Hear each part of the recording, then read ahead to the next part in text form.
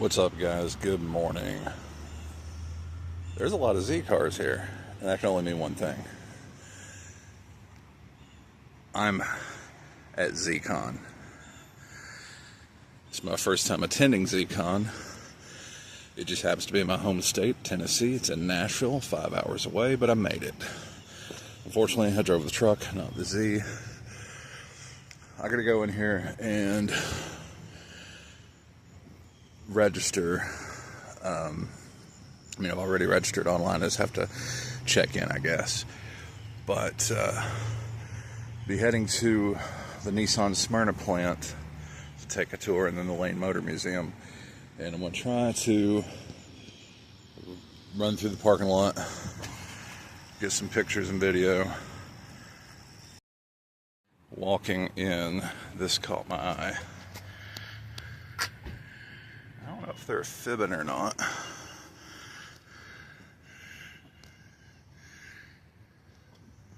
Definitely has a VIN. I did get to see a pre-production one without a VIN up at the Borley exhaust plant near my house. But I absolutely love the Proto Spec Zs. Jesus Christ, there's a yellow Z32.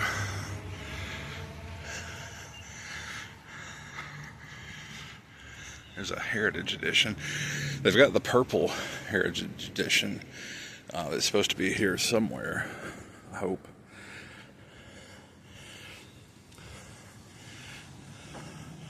Oh yeah, I remember this car. It's not factory yellow, still gorgeous. Now here's something very cool. They made it look like the old Fair Lady rally car from back in the day.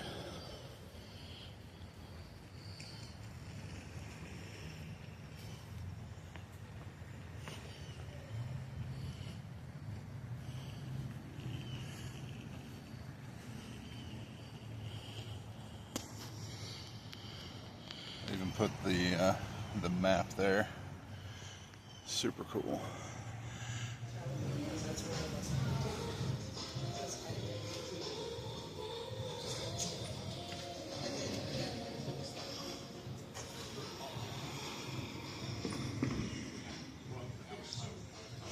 So I've got my goodie bag here. I'm going to stroll through the parking lot for just a tad bit until I have to make my way over to the Nissan plant in Smyrna. Nismo Edition. Proto Spec with a livery. Now here's something cool. Not talking about that Armada Pro 4X. Talking about that. No, honest to goodness, right drive. Fair Lady. This thing is just flawless. Still got the Japanese tags on it. Fender mirrors. Oh man, you can't really see for this, the reflection of this stupid Hyundai beside it. But man, this thing is killer. And if you've been in the Z community a while, this thing's a freaking legend.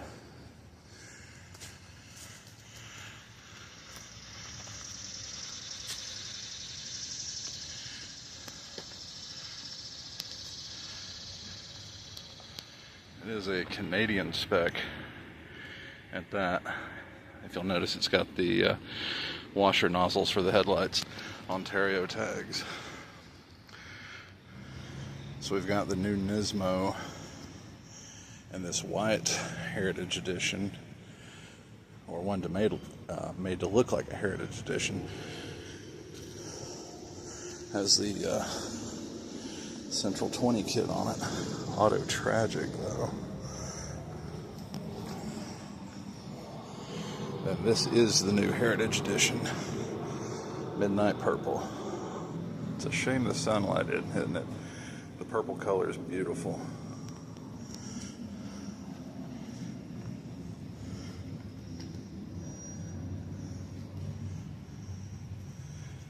This one's a manual.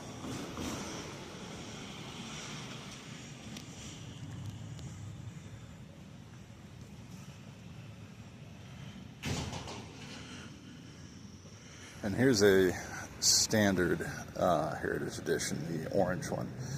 The livery says S30 there, but we all know it's not an S30. Let's go through the parking lot and see what I can find.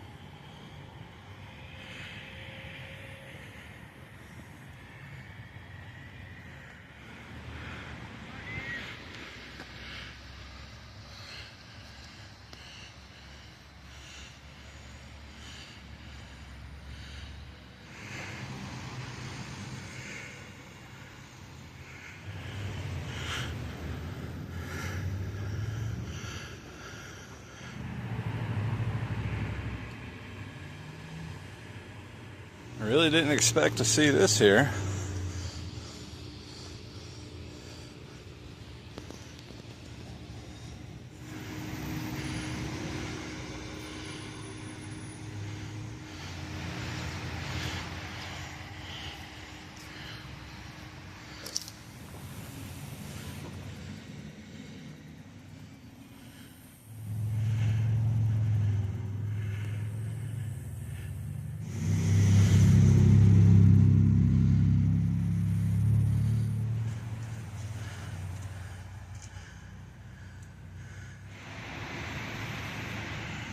So I'm here at the Lane Motor Museum and cars are starting to roll in for tours. Couldn't help but notice a very clean... This thing is freaking mint.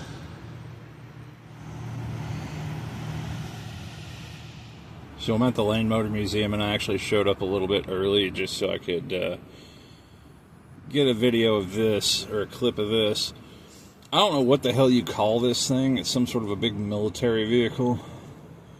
But that hanging from those chains, that's a flattened Porsche 924, if I remember correctly.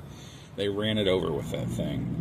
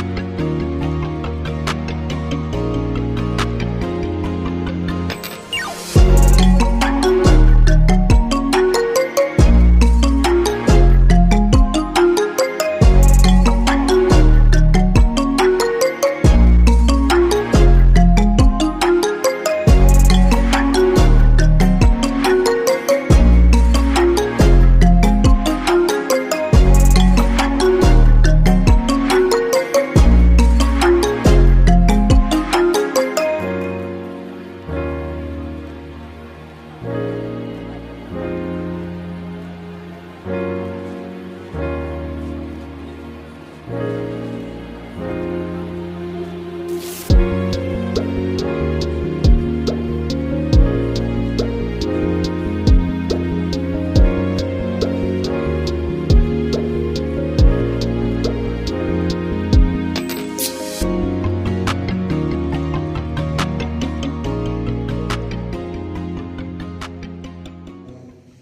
can talk with you about this kind of fancy keyword, the dream. You don't need to answer your dream, but I have still a dream. And I would like to share for this kind of, not moving? Yeah, it's okay, it's Japanese. Probably you saw many times. This is 1972. I was 10 years old and Fuji Speedway had a bank. So rainy, such a kind of heavy rainy, organizer should stop. This is a very bad situation for the driver. You can imagine. You have a driver, right? You don't want to race in this kind of, bad condition. And one single guy of getting the bank of 120 miles in drifting, whose name is Kunimitsu Takahashi. Unfortunately, he passed away, but he won the race. That was striking phenomenon for me. Then I decided to go to Nissan to create the Skyline. But quite frankly, for me, for this kind of screaming engine sound was my impression point. Quite frankly, it's not lip service again. Probably some people already recognize I fall in love was Z, especially 240Z G, to chase the ball for a champion. Because I want to be a champion, something. But engine stage already occupied by him. That's why I was so lucky. Maybe such a kind of talent guy I could recognize in 20s. Interesting. And these cars, and look back at where it all came from. And really, the person who created all this, if it hadn't have been for Mr. Kawayama, we wouldn't have a Z car, we wouldn't have the Nissan Club, we wouldn't have all these things that we've had all these years to go. But you've got to understand that his background, before he even really had any power at Nissan, he had come to the United States and gone to college up in Washington for a short time. But it was that time in the United States that really gave him an idea of what the American love of automobiles was like and what the American market would be like. And this is at the beginning, really, of the whole transition of the sporting car movement, in the late 50s and stuff. Before that, Americans had all been circle track racers, and they were having good times. Well, I have been lucky enough to, I think this is my 5th, maybe 6th year. So it's been a really incredible experience to just be a part of this whole community. It's always kind of blown me away how, what is effectively a bunch of nuts and bolts, wires, rubber tires, whatever, how that can, be something more than that, to the point where it speaks to people and we have this sort of community that comes together just solely based off of, this car. So, I think it's really cool to be here. Nashville's beautiful. Tennessee, we went out today to, was it Leiper? Was it Leiper? Went out there, saw a armadillo, a possum. A hard shell possum. Both were roadkill, so I mean, it still counts, but that's my first time ever seeing one. So anyways, I'm just happy to be here. It's great to be on stage with these guys. So without further ado, I've got a ton of pictures here. I know we're short on time, so I'm just gonna burn through this. So hopefully you can keep up. Who I am. So that's why the bit introduce myself a bit of my career. And also today I reviewed to the 3 or 4 some behind the scenes story according to the D32 or D33, such kind of the vehicles. Nobody knows it behind the scene, right? So this is too much to the characters, but this is to the just I joined to the 1981, 44 years before to the Nissan Motor Company as the engine design department there. And then during the 15 years, I was responsible for the engine design and participated a lot of engine.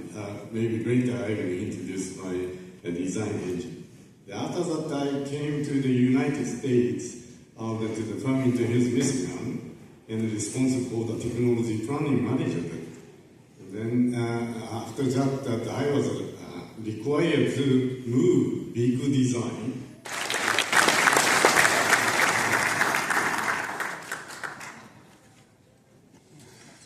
Hi everybody, thank you so much for sitting through this tech talk. We've had so many amazing people up here telling their experiences with Nissan and not only how they've helped with so many technological advances with the engines, with the cars, with racing programs, and Peter Brock literally kicking the door in on the motorsports program for us all to be here today. And so, just so very thankful for so many people that have grown this brand and to a passion that brings us all here today. And myself, I'm new to the scene, I guess you could say, for Nissan. I'll go back to how I fell in love with the Nissan brand and what kind of brought me into this space. And some of you may know this story. However, the passion that lies in this room, from Tamara-san to literally just be taking his love for the brand and taking it to all new levels with the design and the process and all these new models and vehicles. And Moto-san for giving us, like I said, all these different engine programs that have gone into all these different chassis, and people like Eric that have carried this to this day, going through these chassis and bringing them back to life. And that's why we're all here, right? It's because the love that we all have for the brand.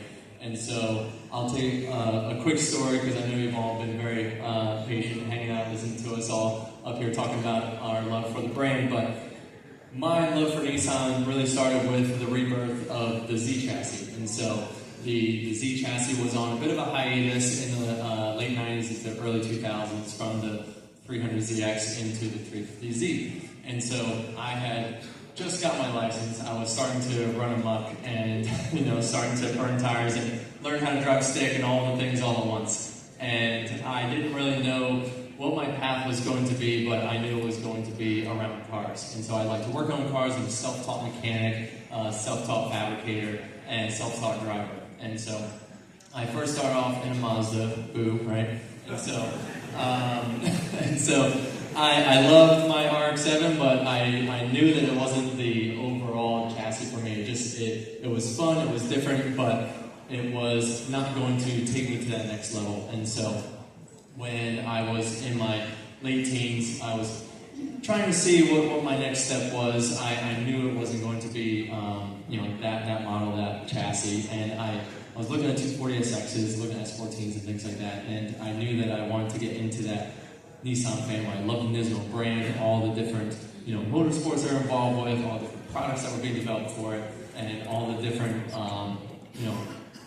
endurances and racing organizations that they were involved with. Right, they're doing a lot of off-road, they're doing road racing, and I saw the 350Z in a dealership. Right, it comes back to market. There was so much buzz by it, and just the body lines, the look, the feel, the V6 engine, and so there was so much about it that just spoke to me. I didn't know why, and so without going into a big PowerPoint, I'll just tell you a quick story of how I basically, I sold my RX-7 and I put all the money down onto a brand new 350Z. And I'm 21 years old at the time. I had no idea what marketing was, what motorsports was, or anything, but it called to me, and I knew that was going to be my future. And so I signed up for a payment plan on this car, and from there I took it out to California and I entered into a couple different drift races. And by the third race, I had gone ahead and blown up that VQ engine, and so there wasn't very much aftermarket for it. And we're pushing into the limits. We put a supercharger on it, and long story short, lost the motor on it. And so we performed the first 4-cylinder engine swap into it. We put an SR20 engine into a 350Z. Went on to run the very first year of Formula Drift Championship back in 2004. And I am one of 2 drivers that have run every Formula Drift Championship event since 2004. In my very first year, it was in that SR20 powered 350Z, a very unorthodox setup. However, with the aspiration of racing, lightweight, make the car perform well, I picked what I thought was the best Nissan engine. I put it into the car. We went on to finish in the finals on the first race and third place the second race, and we went top 3 in the first championship ever. And so from there, we took that same motivation. That's when I started to get the attention from Nissan, because I was the only person racing a Nissan of late model, a 350Z, on a professional level outside of their motorsports program. And so that was when my immediate connection with people like Steve Mitchell and the Nissan Motorsports family back in 2004 was established. This group of people, man, you're a legend. You're like the Chuck Norris of ZCON. That's awesome. Eric, you're doing awesome stuff. Man, my son, you're a genius. I love it, guys. And it's such a great group of people. If you're not familiar with what I do, I did the Gear Show for 19 years now. We're just finishing up season 19. And thank you if you watched it. And then I did trucks for 7 years before that, so we've been doing this a long time. And I know the question you have is, what the heck is a truck hot rod guy doing in a Z-car event? I've owned more Z-cars than any other car that I've ever owned. I love these cars. And I've always wanted to do it on the show. Once in a while, I'll roll in an import, when I did the V8 and the Miata and that kind of stuff. But I always wanted to tell the story of the Z in the proper way. And so I decided to pick one up, and I was looking for a 280, a first-generation car, because the 240s are almost impossible to find now. And then I run across this 1970, hold on to yourself here, man, 20,000 original mile California car sitting in a garage. I'm definitely digging the pink one next to it, but this thing's just crazy. I'm usually not a pink person, but I like that. It's like a nail polish pink from the 90s. I know. You remember they put a pink like that on the Ford Probe? Really? Yep. Never seen a Ford Probe that color.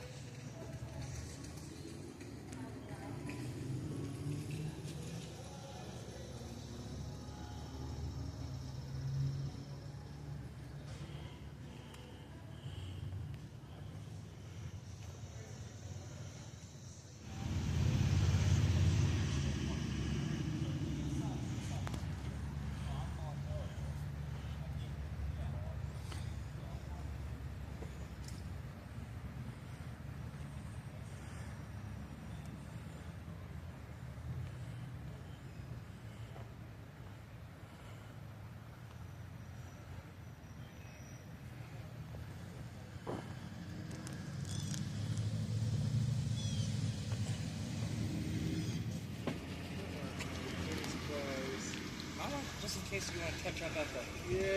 Yeah.